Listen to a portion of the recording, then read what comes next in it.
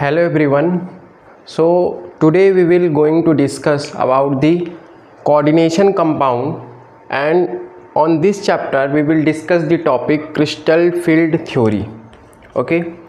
So hello, my name is Suyash Tiwari. I am your chemistry teacher. So we are going to discuss this topic crystal field theory in this chapter coordination compound. Okay. So this is our inorganic part of chemistry है ना. So in class 12th there are two chapters of inorganic chemistry.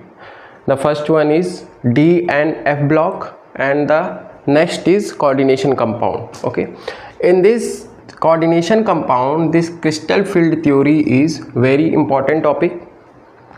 Okay, so let's understand this. See what this theory says. In coordination complex है ना, like if you are having a coordination compound, let us take an example of potassium hexacyanoferrate. See, we take an example of coordination compound potassium hexacyanoferrate.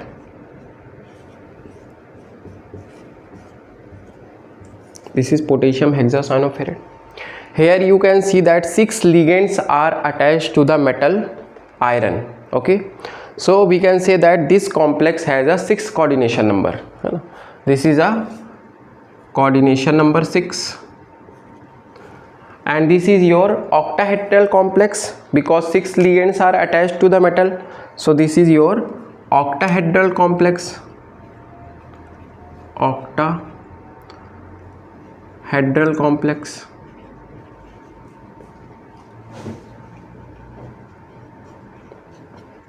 Okay, now see what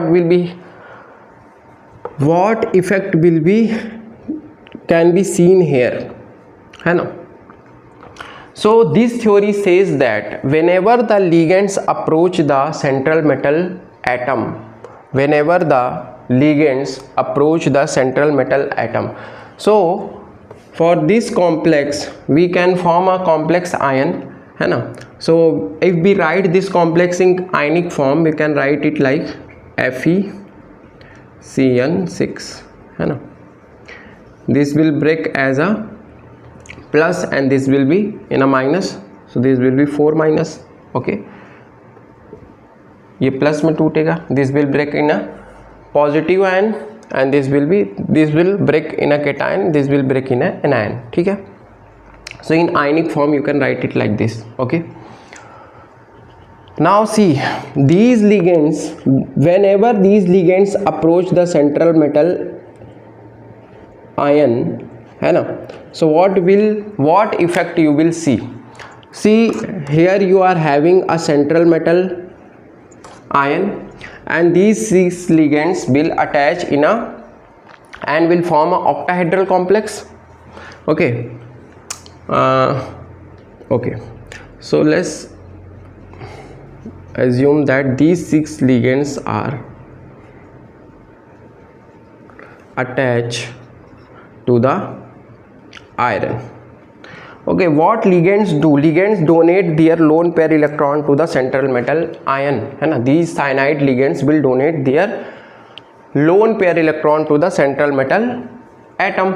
Now what will happen? These central metal atoms have d orbital, degenerated orbital. It means the d orbitals which contained by the central metal atoms है ना.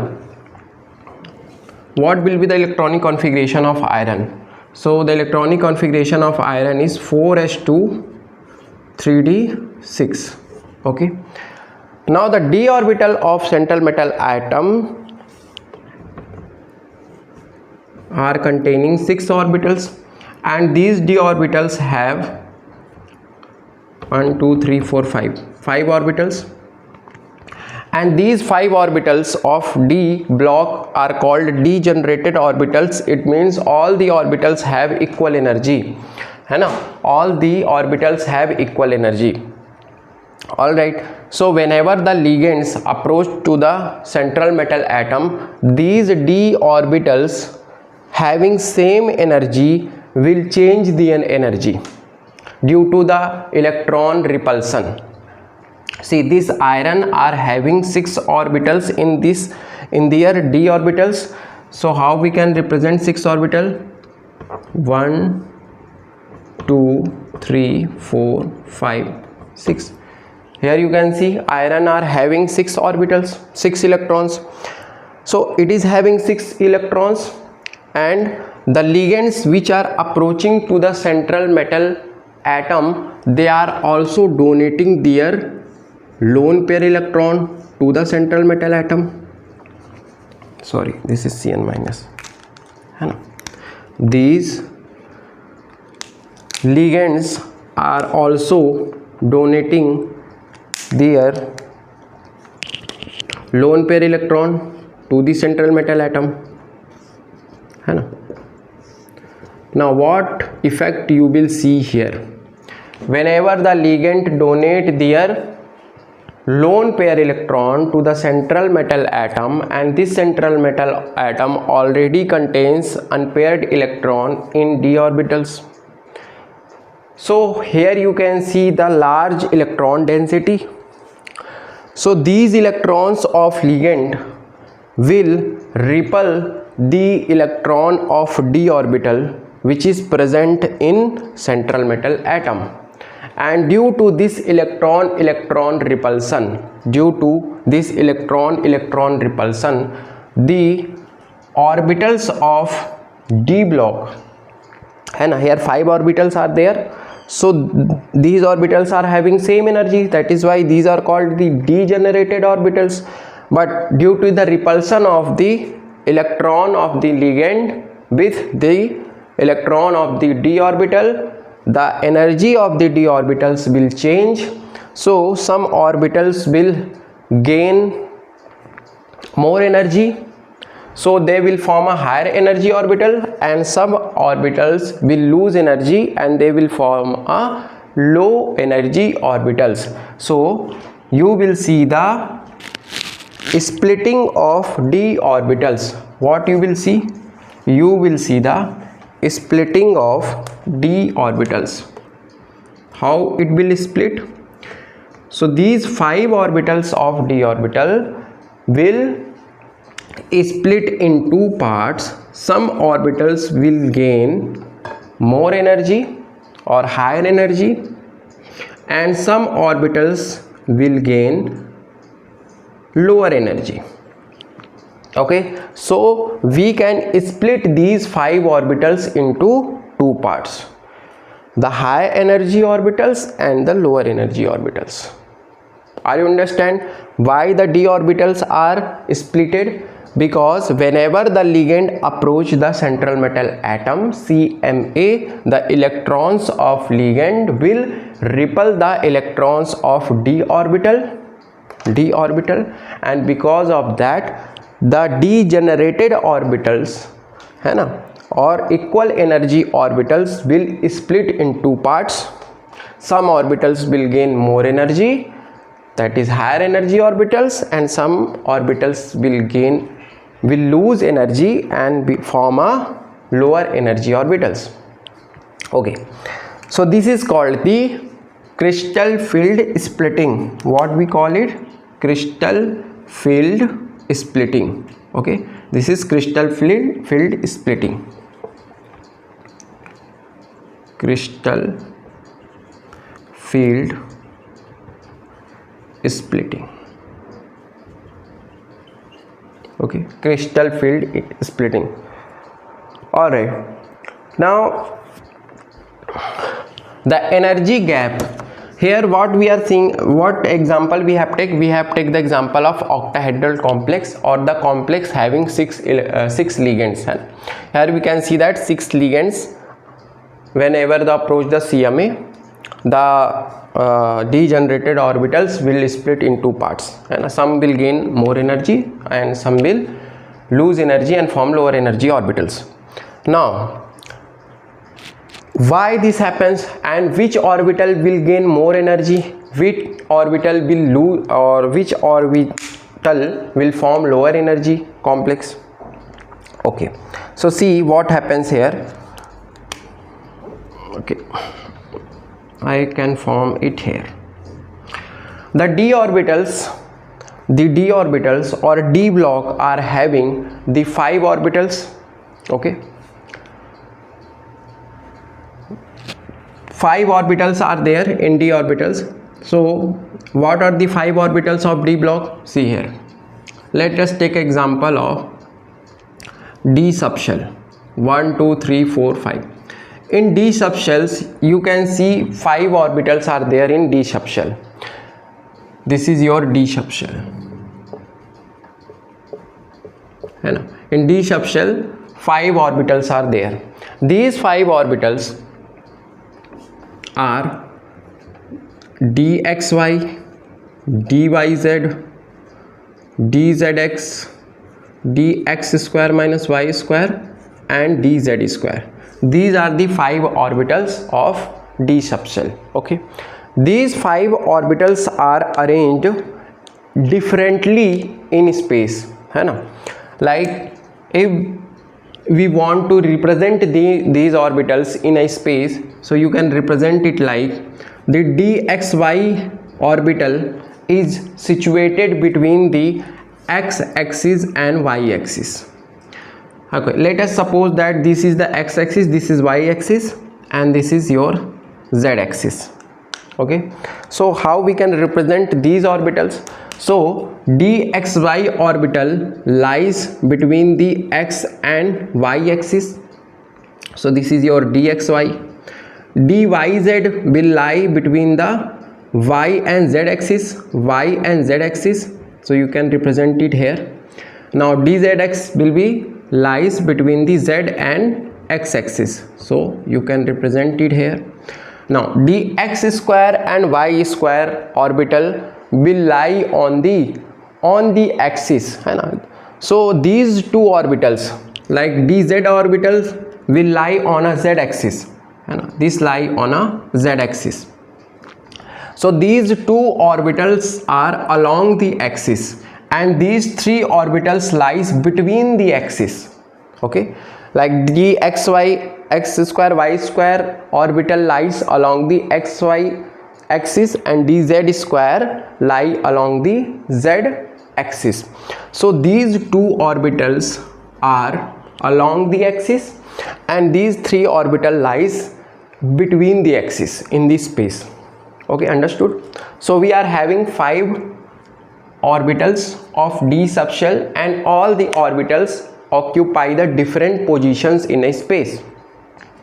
Now what happens whenever the ligand approach the CMA, central metal atom? Whenever the ligands, like here the cyanide ligand is there, whenever the ligand will approach to the CMA to form a ionic bond, according to CFT this complex form a purely ionic bond, which is incorrect, but CFT says, crystal field theory says that ligands form a purely ionic bond. So whenever the ligand approach the CMA, what will happen? It can approach the CMA along the axis or between the axis, है ना? Like see, you are having the iron is having the d orbitals and d orbitals are having 5 orbitals and all the 5 orbitals are differently arranged in a space. So one thing you have to remember, whenever these ligands, you are having 6 ligands, so some ligands will attack between the axis or some ligands will approach along the axis. So the ligands which approach along the axis, like this is your metal is having and represent the axis, x axis, y axis, and this is your z axis. Understood? So let's understand, whenever this ligand will approach along the axis, see here are the ligand and this is also your ligand, this is also your ligand. So whenever the ligand approaches along the axis, So they will repel the orbitals which situated along the axis, है ना. So the orbitals, like we have discussed, these two orbitals are situated along the axis. So when the ligands approaches along the axis, so these two orbitals will show more repulsion, and they will repel more, because ligands are approaching along the axis and these orbitals are situated along the axis. So they will show more repulsion. So because of that, they will form a higher energy orbital, so the along the axis orbitals will show more repulsion and form a higher energy orbital. So whenever this d subcell is splitted, it will break into two parts.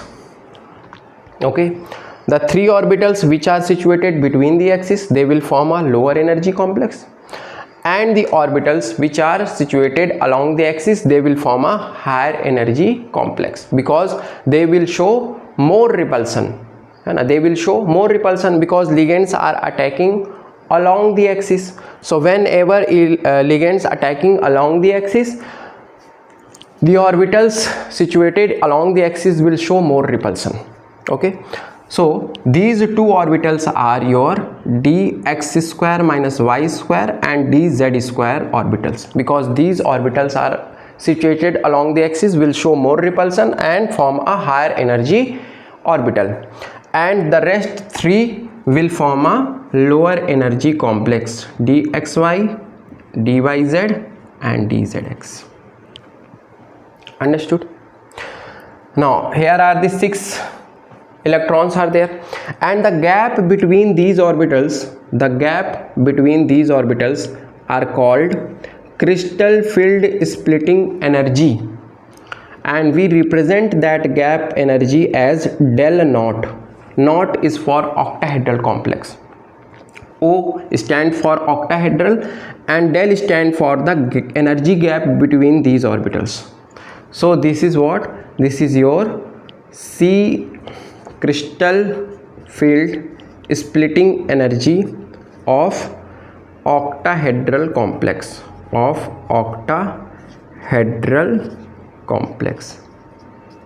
Okay, so the gap between the orbitals is represented by del naught, which is the crystal field splitting energy of octahedral complex. This gap is represented by del naught. Okay, del naught. Now one more thing you have to understand here.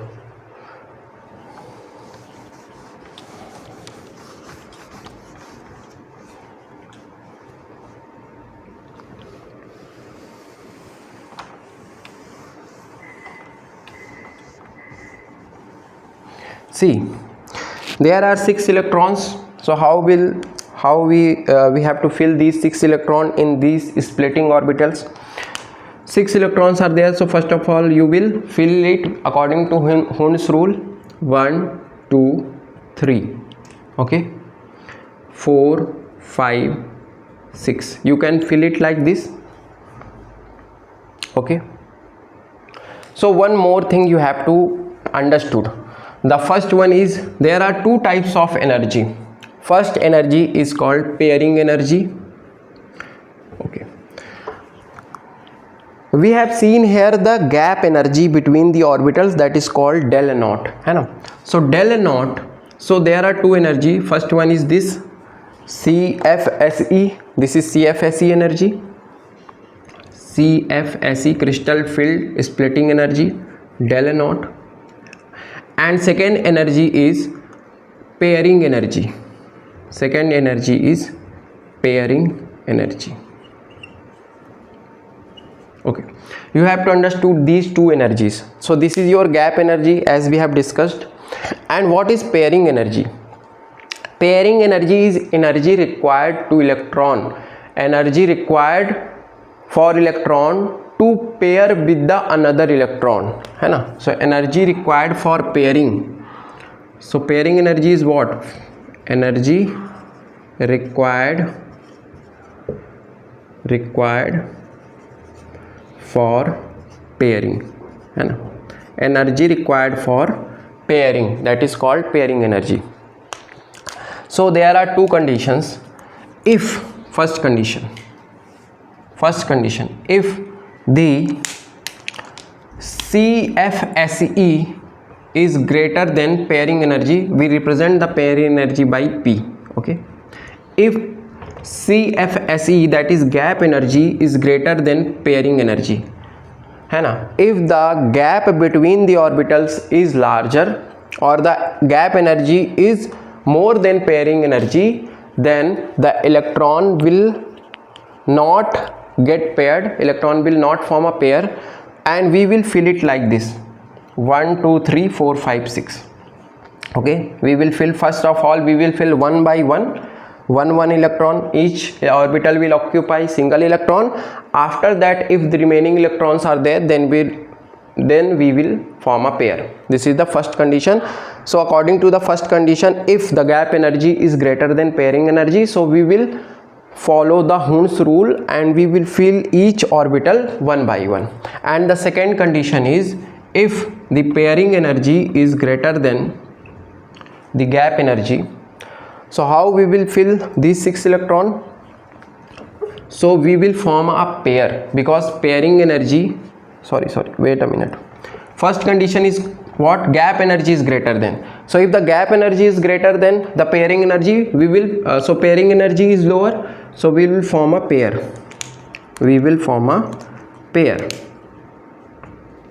So these 6 electrons will be filled like this, because gap energy is very large, so electron cannot jump to the higher energy. Gap energy is greater than pairing energy, so gap is more. So if the gap is more, electron cannot jump to the next orbital or higher orbital. This is the first condition. The second condition is, if the pairing energy is greater than the gap energy. If the pairing energy is greater than the gap energy, then what will happen? The electron will occupy the orbitals singly, 1 2 3 4 5, and after the filling of all the orbitals, they will form a pair. So we will fill the orbitals according to the Hund's rule. All electron will fill it one by one, and after the filling all the orbitals, they will form a pair. So there are the two conditions. In first condition, if gap is more, then pairing will take place. Here pairing will take place, and if the pairing energy more, then no pairing will be there, no pairing. Understood? Or the pairing will take place after the filling all the orbitals only. Okay, so these are the two energies. It will decide whether the pairing will happen or not. Okay, now write the formula for CFSE, that is the gap energy. So the formula for gap energy, and we are discussing for coordination number 6, that is octahedral complex, the complex having the 6 ligands. So the formula for CFSE is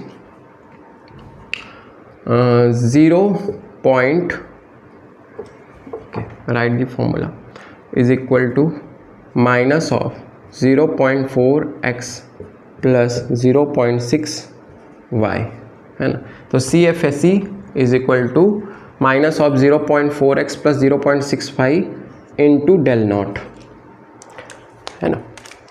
So this is your crystal field splitting energy for octahedral complex, where x is the number of electrons in. Now what is the name of these orbitals? The higher energy orbitals are called T2g, and the lower energy orbitals are called EG. Okay, higher energy orbitals are called T2g and lower energy orbitals are called EG. So x is the number of electrons in EG orbitals, and y is the number of electrons in T2g orbitals. So this is how we can get the value of crystal field splitting energy. So this we have discussed about the octahedral complex, that is coordination number 6. If we talk about the coordination number 4, so this is your formula for CFSE, TEG and T2G. Okay, so sorry, this is your T2G and this is your EG. Okay, now it's correct. So X is a number of electron present in T2G and Y is a number of electron present in EG. Okay, so this is how you can find the value of CFSE for octahedral complex. If octahedral complex is there, then we will put the gap energy of del naught. This is the gap energy. So this is all about the octahedral complex. If you are having a octahedral complex, so this is how you can find the CFSE, crystal field splitting energy. And the second is for tetrahedral complex. So let's talk about the tetrahedral complex. Tetrahedral complex, and for tetrahedral complex,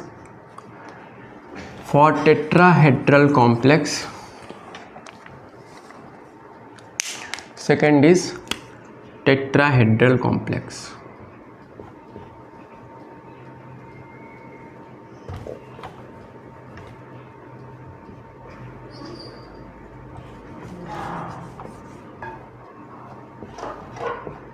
Tetrahedral complex, coordination number 4, for coordination number 4. Okay, so coordination number 4 means metal will attach with the 4 orbitals. Let us take example of like platinum tetrachloride, है ना? You can take any complex which contains 4 ligands, है ना? Which contains 4 ligands. So what will happen here? 4 ligands are there. So these 4 ligands will attack to the central metal atom. So these 4 ligands when attack to the CMA, this is your CMA, central metal atom, central metal atom. So as the 6 ligands attack to the CMA, similarly 4 ligands also will attack to the central metal atom and they will form a tetrahedral complex. So the process will be same. Your metal will in center, so we have taken a tetrahedral complex ML4, write it like this. Okay, now what will happen? The metal is in center. These 4 ligands will attack to the CMA or approaches the CMA. And as we discussed, the central metal atoms contain the d-orbital, and that d-orbitals are having same energy, are called degenerated orbitals, and the lone pair present on the ligand, whenever these lone pair approaches to the d-orbitals, the d-orbitals will splitted in 2 parts and form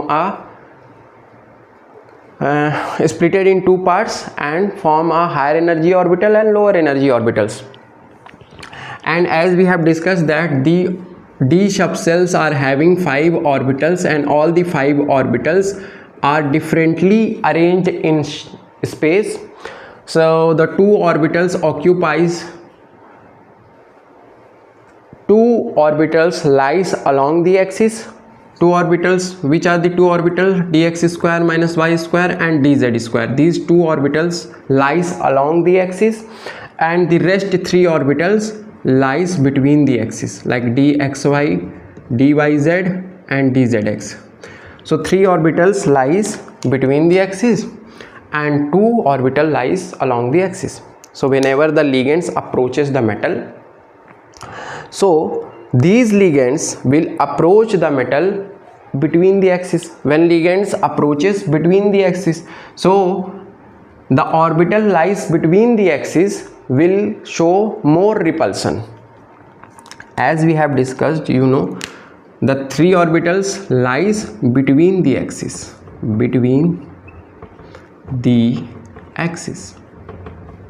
and these two orbitals are lies along the axis,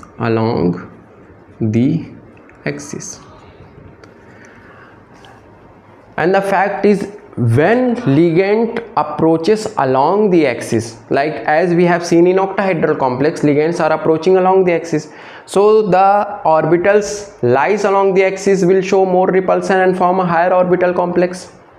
But in the second case, like here in tetrahedral complex, if the ligands approach along the axis, here ligands approaches the metal, approaches the CMA, central metal atom, between the axis, if the ligands approaches the CMA between the axis, if ligands approaches the CMA between the axis, then what will happen? These ligands will repel the orbitals lies between the axis more, so these orbitals which is lies between the axis shows more repulsion and form a higher orbital complex. So when the d orbital ligands approaches the d subshell, it will split in two parts. These orbitals which lies between the axis will form a higher orbital complex,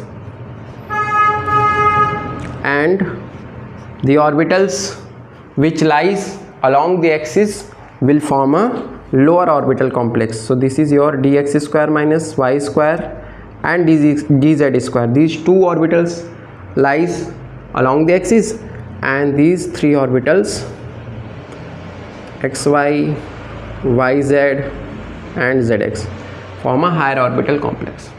Done? Okay. The gap between these orbitals are denoted by del T. T stands for tetrahedral complex. In octahedral complex, the gap is represented by del naught, where O stands for octahedral, or here del T, T stands for tetrahedral complex. Okay. And the formula for C crystal field splitting energy for tetrahedral complex will be minus 0.6 x plus 0.4 y into del T. Here, where x is the number of electrons present in the lower orbital complex, the lower orbital complex is represented by E, and the higher orbital complex is represented by T2. Okay, so x is the number of electrons present in E orbital, that is lower orbital complex, and y is the number of electrons present is T2 orbital. So this is your formula for tetrahedral complex. If you are having a question why this formula is having minus 0.6 and 0.4, so we can assume that formerly before the splitting of the d orbitals, the d orbitals are having same energy, that is called, they are called regenerated orbitals, and these orbitals are having same energy, that is 1. Okay, that is 1. Or you can assume they are having the same energies. So the orbitals forming the higher orbital will have more energy than the previously having the energies of the degenerated orbitals, and the orbitals forming the lower energy orbitals will have lesser energy in compared to the orbitals previously when they were having the same energy. So this is the energy, these are having more and these are having less, so we will represent it like this. Okay, now what is the relation between the tetrahedral energy gap and octahedral energy gap? So you can write it like del T is equal to 4 by 9 del naught. So this is the relation between the energy gap of tetrahedral complex with the energy gap of octahedral complex. So this is the relation between, this is the energy gap of for tetrahedral complex है ना, crystal field splitting energy gap for tetrahedral splitting, that is del T, and del naught is the crystal field splitting gap energy between the orbitals, d orbitals. Okay, so this is the relation between del T and del naught. So this is about the tetrahedral complex. So, and one more thing, Y coordination compound shows the color. So what happens, see here, whenever the electrons jump lower energy level to higher energy level, let's just take an example, they are having 2 electrons. Okay, so whenever a light passes through this orbital complex, the electron will gain energy and jump to the lower energy level to the higher energy level. So these electrons will absorb energy. Whenever the light passes through the coordination compound, the electrons, unpaired electrons, will absorb some energy and jump to lower to higher energy level. What they will show? They will jump to lower to higher energy level. Electron absorb some energy, है ना? Like if we pass the white light from the complex octahedral or tetrahedral complex, the unpaired electron will absorb the energy, jump to the higher energy level.